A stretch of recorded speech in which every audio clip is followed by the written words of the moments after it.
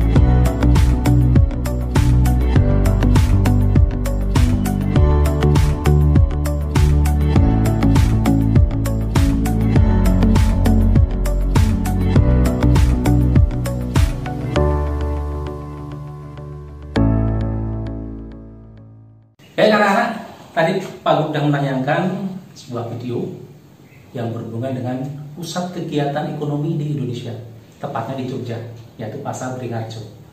Nah, seperti kita lihat tadi, di pasar itu ada 3 kegiatan yang tadi Pak Guru sampaikan.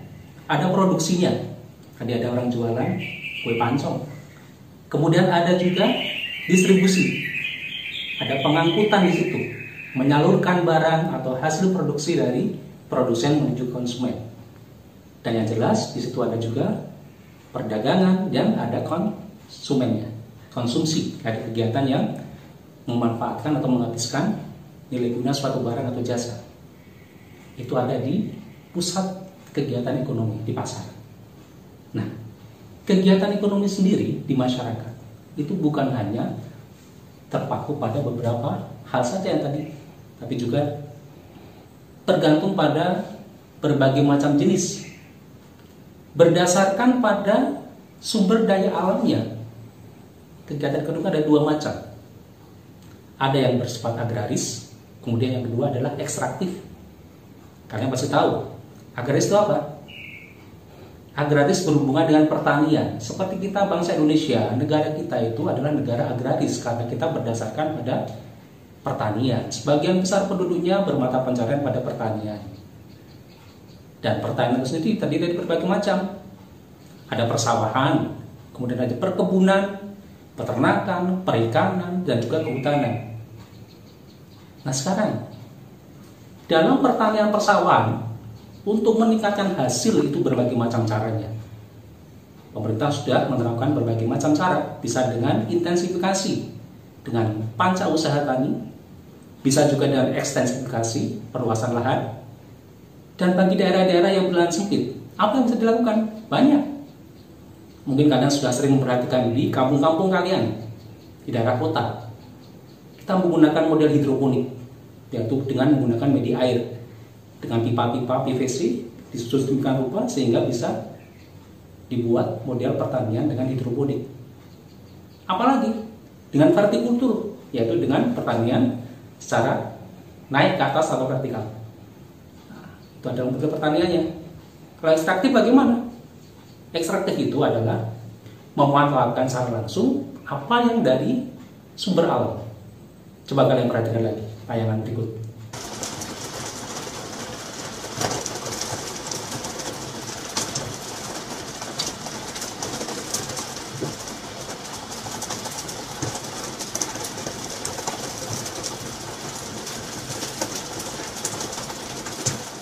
Dan lihat tadi Bagaimana para nelayan dengan senangnya, dengan mudahnya mengambil ikan. Itu mereka tinggal ngambil, tidak menebarkan benih. Mereka nggak ngasih makan ikan di laut. Mereka tinggal mengambil saja. Nah, itu adalah ekstraktif. Kegiatan yang hanya tinggal memanfaatkan sesuatu dari alam. Apa hanya perikanan saja, Pak? Tidak. Banyak sekali. Pembuatan garam, pertambangan, mengambil rumput-rumput laut, itu semua juga merupakan kegiatan ekstraktif. Nah, itulah yang perlu kita syukuri bersama. Kita sebagai bangsa yang kaya dengan sumber daya alam, kita manfaatkan dengan bijak. Biar apa? Biar nanti di kemudian hari anak cucu kita tetap bisa ikut merasakan bagaimana betapa kayanya sumber daya alam di Indonesia ini. Dalam kegiatan ekonomi di masyarakat juga itu dikelompokkan juga dalam segi kepunyaannya. Siapa yang mengelola? Ada yang punya perorangan, ada juga yang punya kelompok.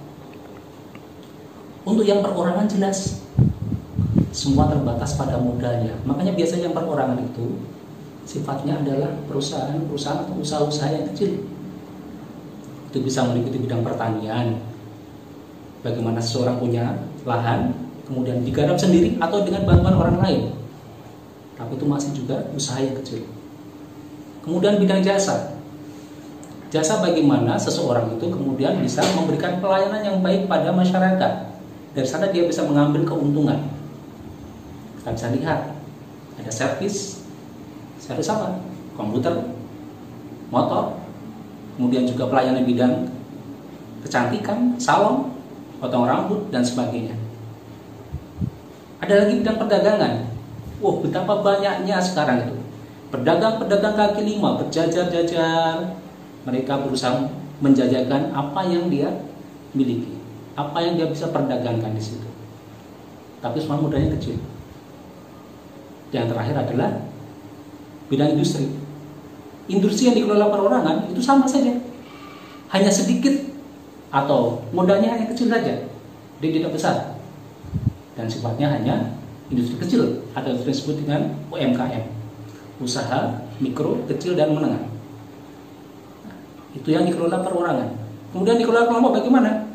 Ada juga, banyak juga yang dikelola oleh kelompok.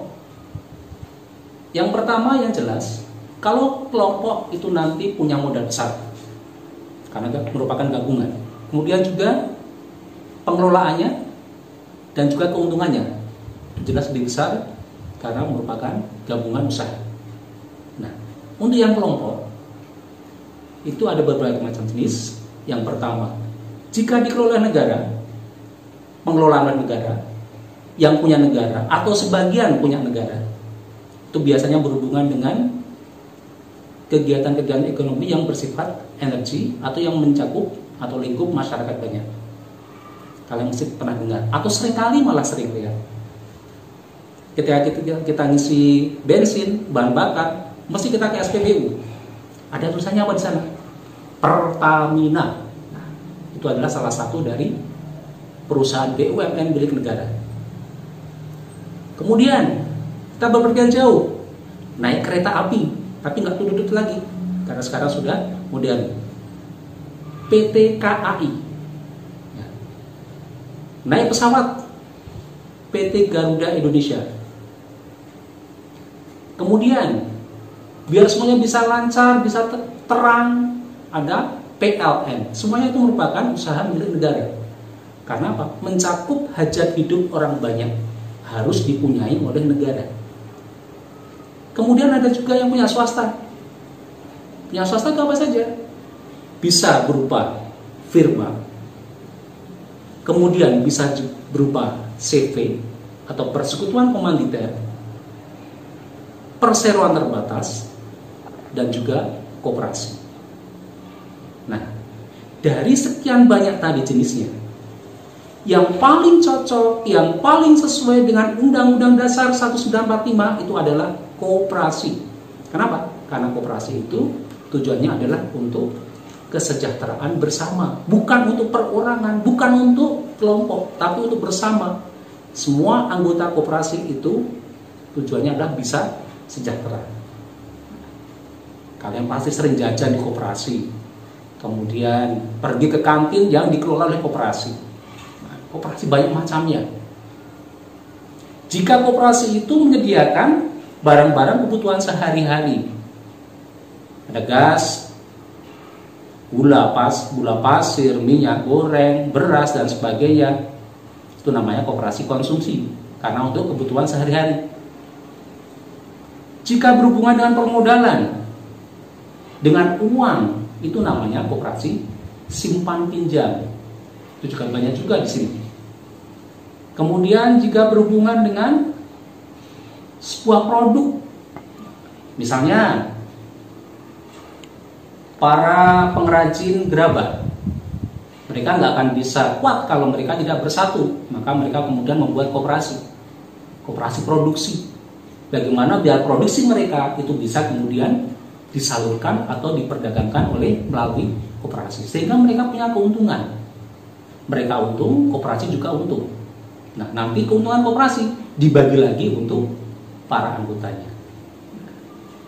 Baik, itu adalah semua kegiatan yang berhubungan untuk kesejahteraan masyarakat, kegiatan-kegiatan ekonomi yang pasti kalian akan temui di sekitar kita. Baik anak-anak, saya kira cukup itu yang perlu Guru sampaikan untuk pelajaran hari ini. Dan jangan lupa tetap semangat, jaga kesehatan, tetap di rumah.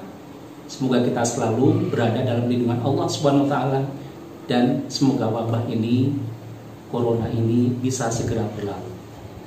Baik, dari Pak Guru, wassalamualaikum warahmatullahi wabarakatuh.